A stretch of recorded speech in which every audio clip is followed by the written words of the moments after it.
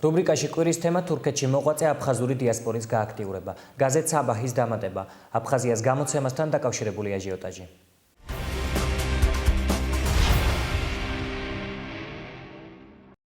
ხაჯიმბას რეჟიმის წარმომადგენლები ეგრეთ წოდებული საერთაშორისო ავტორიტეტის გამტკიცებაზე ზრუნვას განაგრძობენ. თვითმარქვია ხელისუფალნი ხან ეგრეთ წოდებულ მოკავშირე და სტრატეგიულ პარტნიორ რუსეთს სტუმრობენ, ხან კი თავიანთი სეპარატისტული ამბიციების დასაკმაყოფილებლად საზღვრებს გარეთ სხვადასხვა ხერხს მიმართავენ.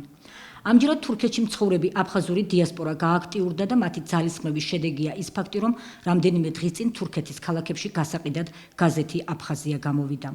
აფხაზია თურქეთის ერთ-ერთი ყველაზე მრავალტირაჟიანი ყოველდღიური გაზეთი საბაჰის დამატებაა, რომელიც თურქეთში 30 წელზე მეტია არსებობს და ძალიან გავლენიან გაზეთად ითვლება. დანართი აფხაზია მკითხველს თურქეთისა და აფხაზეთის ეგრეთ წოდებული ქვეყნის სტრატეგიულ და ასევე სავაჭრო-ეკონომიკურ ურთიერთობებზე მოუთხრობს. როგორც მის ანოტაციაში წერია, ეს არის პირველი გამოცემა, რომელიც აფხაზეთისა და თურქეთის ურთიერთობებზე მოგიყვება და მისი მესვეურები ყველას ურჩევენ დილით ეს გაზეთი შეიძინონ. ამ ბოლო დღეებში ძალიან ბევრს საუბრობენ სეპარატისტული გამოცემის შინაარზე და მის პოლიტიკურ მიზნებზე. ამ ფაქტთან დაკავშირებით მალევე ცნობილი გახდა თურქული და ქართული მხარეების ცალსახა ნეგატიური პოზიციები. გაზეთის დანამატის აფხაზიას გამოცემას თურქეთში მცხოვრები ქართველების დიდი გაღიზიანება მოყვა. თურქეთში მცხოვრები ჩვენი თანამემამულეებისთვის მიუღებელია ამ გაზეთის სეპარატისტული სულისკვეთება და შინაარსი, სადაც აფხაზეთი მოხსენიებულია როგორც დამოუკიდებელი სახელმწიფო და უგულებელყოფილია საქართველოს ტერიტორიული მთლიანობა. რაც შეეხება გაზეთის გავრცელების არეალს, ანოტაციაში არის ჩანაწერი, საიდანაც ირკვევა, რომ ეს გაზეთი მიმართულია კონკრეტულად ერთ რეგიონზე და მას ყავს მიზნობრივი აუდიტორია. კერძოდ, გაზეთი არ ვრცელდება ანკარასა და სტამბოლში, არამედ ისეთ ქალაქებში დარიგდა, როგორიცაა საქარია, დუშცე, ბოლუ, ზონგულდაქი, ქოჯაელი, სადაც აფხაზები კომპაქტურად არიან ჩასახლებული. აქ ძალიან ბევრი ქართველიც ცხოვრობს და აქვეა უნივერსიტეტი, სადაც ქართული ენა ოფიციალურად ისწავლება. ამ რეგიონში მცხოვრები ქართველები გაზეთიდან აფხაზური ჩანართის ამოღებას ითხოვენ და საპროტესტო წერილიც გაავრცელეს. ხელის მომწერები მოითხოვენ, რომ საბაჰის რედაქციამ კიდევ ერთხელ გადახედოს თავის გადაწყვეტილებას გაზეთის გამოშვების შესახებ და თავისი სარედაქციო პოლიტიკა წარმართოს ისე, რომ არ გამოიწვიოს ქართული მხარის ინტერესების ხელყოფა. გაზეთის სტატიებიდან ირკვევა, რომ მას კონკრეტული და შორსმევალი პოლიტიკური მიზნები აქვს. წერენ იმაზე, თუ როგორ მუშაობს აფხაზეთის ეგრეთ წოდებული ხელისუფლება ქვეყნის ეკონომიკურ სიძლიერეზე. იმაზეც, რომ აფხაზეთის ეგრეთ წოდებული საფეხბურთო გუნდი ფიფას ორგანიზაციაში გაწევრიანებაზე ისწრაფვის, ასევე აფხაზური დიასპორის მიერ გამართულ კულტურულ გამოფენებზე. აღნიშნულ ფაქტს ოფიციალური თბილისისა და ანკარას დიპლომატების რეაქციები მოყვა, რომლებმაც მომხდარზე შეშფოთება გამოთქვეს.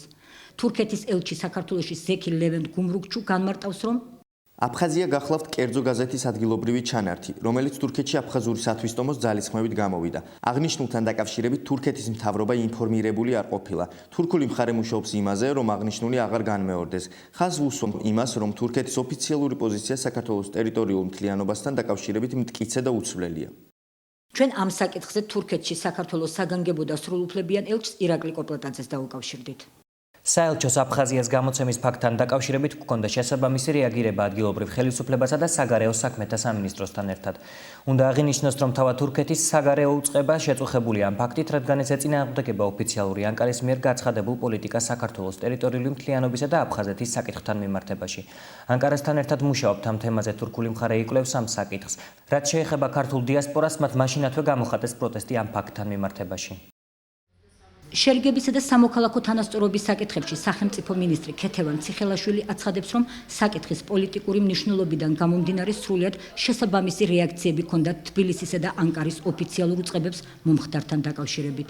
საქართველოს საგარეო საქმეთა სამინისტრო, ისევე როგორც თურქეთის საგარეო საქმეთა სამინისტრო ამ საკითხის მოკვლევაში და მასზე რეაგირებაში ჩაერთვნენ.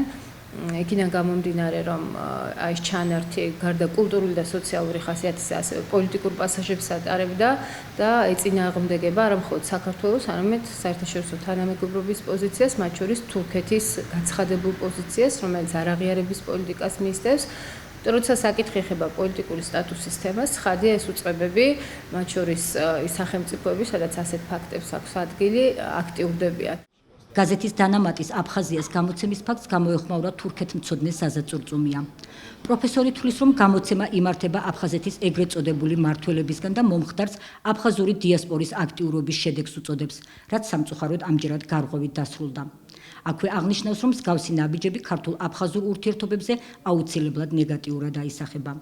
გაზეთი საბახ არის ერთ-ერთი ყველაზე პოპულარული გაზეთი თურქეთში. თურქული საზოგადოებრიობა აი ამ გაზეთით და მისი ინტერნეტ საიტით იგებს პრაქტიკულად მსოფლიოში და თურქეთში მიმდინარე მოვლენებს. ამ გაზეთში, რომელიც საკმაოდ სქელია, ჩაიდო დანართი, რომელსაც დაერქვა საბახ აფხაზია. თურქულ ენაზე 8-10 გვერდიანი არის, სადაც მთლიანად მიმართულია, რა თქმა უნდა, აფხაზეთის ეგრეთ წოდებული დამოუკიდებლობის პროპაგანდა, როგორი მიმზიდველია აფხაზეთი თურქი ბიზნესმენებისათვის და ასე შემდეგ და ასე შემდეგ. და რა თქმა უნდა, საქართველოს სახელმწიფოს წინააღმდეგ მიმართულია მთლიანად ეს ჩანართი. ამისი გამოშვება არის გარღვევა თურქეთის აფხაზური დიასპორისთვის, ეს მათ ძალიან ეამაყებათ და ვფიქრობ, ისინი ამაზე მიღწეულზე არ გაჩერდებიან. დაგეგმილია მეორე ნომრის გამოშვას, უფრო უკვე 100.000-იანი ტირაჟით, ეს წინა გამოვიდა 36.000-იანი ტირაჟით.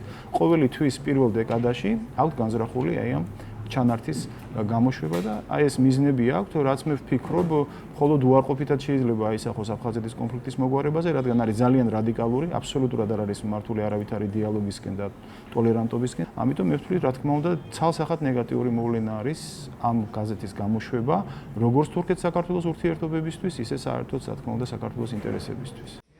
მსგავს ინციდენტებს ქართული დიასპორა თურქეთში გააქტიურებით და გაძლიერებით უნდა დაუპირისპირდეს, მიიჩნევს თურქეთმცოდნე. ეს არის ეთნიკური აფხაზების მიერ გამოშვებული გაზეთი. ისინი არიან თურქეთის მოქალაქეები, ეს არის მათი ინიციატივა. ვინ უშლის ხელს თურქეთის ქართველებს, რომლებიც 10-ჯერ მეტნი არიან, იქ 100.000 აფხაზი ცხოვრობს დაახლოებით და ქართველები მილიონზე მეტნი არიან, უფრო შეძლებულნიც, უფრო წარმოდგენილნიც პარლამენტში. ვინ უშლის მათ ხელს? არა მარტო გაზეთი, ტელევიზიებიც კი ამოქმედონ. თურქეთის ხელისუფლება ამას არ გძალავს. თუ ჩვენ ეს გვინდა ქართული დიასპორისგან და მოვითხოვთ ამას, მაშინ ჩვენ აფხაზურ დიასპორას ამას ვერ აუგზავნებთ. ამისი საწინააღმდეგო შეიძლება იყოს მხოლოდ ქართული დიასპორის გააქტიურება. თურქეთის ხელისუფლება აცხადებს, რომ ის საქართველოს ტერიტორიულ მთლიანობას აღიარებს. კი ბატონო, მივესალმებით, ჩვენი მეგობარი მოძმე ქვეყანაა თურქეთი. თვითონ ფაქტი არის ნეგატიური, ამ ფაქტს უნდა ვებრძოლოთ იქ ქართული ინტერესების გაძლიერებით. თუმცა უნდა აღვნიშნო აფხაზეთის ხელისუფლების წარმომადგენლების, მათ შორის ბატონი ვახტანგ კოლბაიას, ვიზიტი გასულ წელს თურქეთის ქართველებისა და აფხაზებით დასახლებულ რეგიონში. ამ ვიზიტისას ჩვენს დელეგაციას, რომელსაც ქალბატონი ადამ არშანიაც შედიოდა მის შემადგენლობაში, თან ახლდა თურქეთის პარლამენტის დეპუტატი, საკმაოდ გავლენიანი ეთნიკური ქართველი, შაჰინი გვარა. და მისმა მონაწილეობამ ამ ვიზიტში, ასე ვთქვათ, გარკვეული კარგი ლეგიტიმაცია და კარგი პირობები და კარგი შედეგები შექმნა ქართულ-აფხაზური დიალოგისთვის. სწორედ ამ მიმართულებით არის სასიარულო. ანუ იქაური ქართველებისა და აფხაზების დიალოგიც უნდა იყოს, მაგრამ ქართული დიასპორაც უნდა გააქტიურდეს. მე ვიცი, რომ საკმაოდ აქტიური გახლავთ ქართული დიასპორა თურქეთში. მე ვიცი, რომ მათ თავიანთი პოზიცია გამოხატეს მათ შორის ამ ჩანართთან დაკავშირებით და უშუალოდ პოლიტიკურ ხასიათთან დაკავშირებით, რაც მათთვის განსაკუთრებით მიუღებელი აღმოჩნდა ამ ჩანართისა. ამიტომ ვფიქრობ, რომ ისინი წყნარად, ასე ვთქვათ, ნორმალური ცხოვრების რეჟიმში იცავენ იქ ქართულ კულტურას, თავის თვითმყოფადობას და არიან ამავდროულად თურქეთის მოქალაქეები, რაც სრულიად ჩნდება ჩვენი სახელმწიფოების მეგობრობისა და თანამშრომლობის ფარგლებში. თურქულ გაზეთში აფხაზური ჩანართის გამოჩენის გამო თბილისის პროტესტმა დე-ფაქტო ხელისუფლება გააღიზიანა.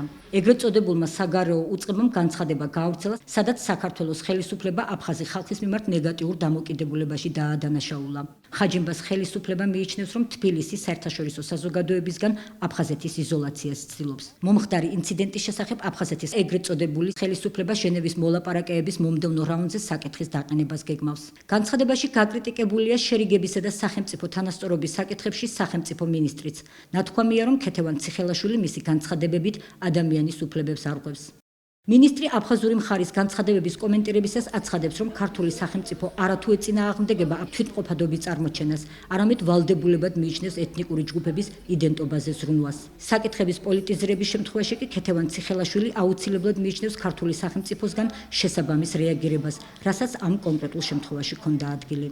ამ საკითხის მანიპულირებას, რომ თითქოს ჩვენ წინააღმდეგი ვართ კულტურული თვითმყოფადობის წარმოჩენის ან იდენტობის წარმოჩენის, რა თქმა უნდა სიმართლეს არ შეესაბამება, მეცაც გეტყვით, არათუ წინააღმდეგი, არამედ ჩვენ სახელმწიფო ვალდებულებად განიხილავს, რომ ჩვენს ქვეყანაში მცხოვრები ყველა ეთნიკური ჯგუფის იდენტობა იყოს დაცული, წარმოჩენილი და განვითარებული და განსაკუთრებულ ყურადღებას, რა თქმა უნდა, ჩვენ აფხაზურ კულტურას, აფხაზურ ენას, აფხაზური ერის იდენტობას უთმობთ. ჰუმანიტარული საკითხების პოლიტიზირება თუ არ ხდება და არ მოხდება, ამ შემთხვევაში ნამდვილად არათუ წინააღმდეგი, არამედ ჩვენ ვართ მომხრე და ინიციატორი, რომ გამოსავლები იქნას მოძებნილი, ჩვენთვის მნიშვნელოვანია ადამიანის უფლებები, როგორც ქართველების, ისე ყველა სხვა ეთნიკური ჯგუფის წარმომადგენლის, მათ შორის აფხაზების, ოსების, იმ ადამიანების, რომლებიც დღეს ოკუპირებულ ტერიტორიებზე ცხოვრობენ. მაგრამ რა თქმა უნდა, როდესაც ხდება საკითხების პოლიტიზირება, მაშინ ეს არის ის ჩარჩო, რომელიც მოითხოვს გარკვეულ რეაგირებას და შესაბამისად კიდევ ერთხელ ვამბობ, რომ შესაბამისი უწყება, რომელიც არის საგარეო საქმეთა სამინისტრო, ერთვება ასეთი საკითხების რეგულირებაში. ჩვენ თბილისში საგანგებოდ ჩამოსულ თურქეთის ქართული კულტურის სახლის წარმომადგენლებს შევხვდით. ერდალ ქუჩუკი და ნური ანარი იმ ქართველთა შორის არიან, რომლებმაც მომხდარი ფაქტის წინააღმდეგ საპროტესტო წერილს ხელი მოაწერეს. თურქეთში მცხოვრები ჩვენი თანამემამულეები კიდევ ერთხელ გამოთქვამენ შეშფოთებას გაზეთ საბახ აფხაზიას გამოცემის გამო და იმედს იტოვებენ, რომ მსგავსი ინციდენტი მომავალში აღარ განმეორდება. ჩვენ ყველა ქართველები თურქეთის საცისტომებმა ერთობლივი ხმით, ერთობლივი განცხადებით პრეს რელიზი გავუშვით თურქეთის საგარეო საქმეთა სამინისტროს და რა თქმა უნდა გაზეთ საბახის სარედაქტორს საბჭოს.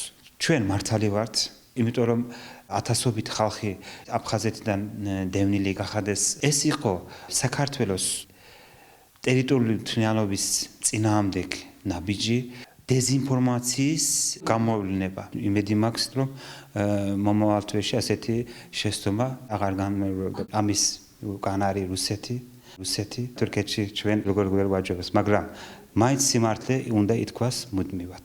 ჩვენ ერთად ვიბრძვით და არ გადმეორდება ასეთი ამბავი მეორჯერ, იმიტომ რომ არის საქართველო და თურქეთი ძლიერი მეგობარი, ჯერ ერთი, მეორე მეზობელი ქვეყანა და ჩვენ ვართ იქ თურქეთელი ქართველები, ამას თავს სულ დავიცავთ, როცა გვექნება ამის სული.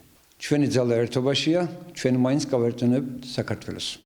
ატეხილი აჟიოტაჟის შემდეგ საინტერესოა რა ბედი ეწევა თურქული პოპულარული გაზეთის საბახის სკანდალურ ჩანართს აფხაზიას. რამდენად გაითვალისწინებს კერძო გაზეთის ხელმძღვანელობა ოფიციალური თბილისისა და ანკარის პოზიციებს და შეწყდება თუ არა მისი გამოშვება.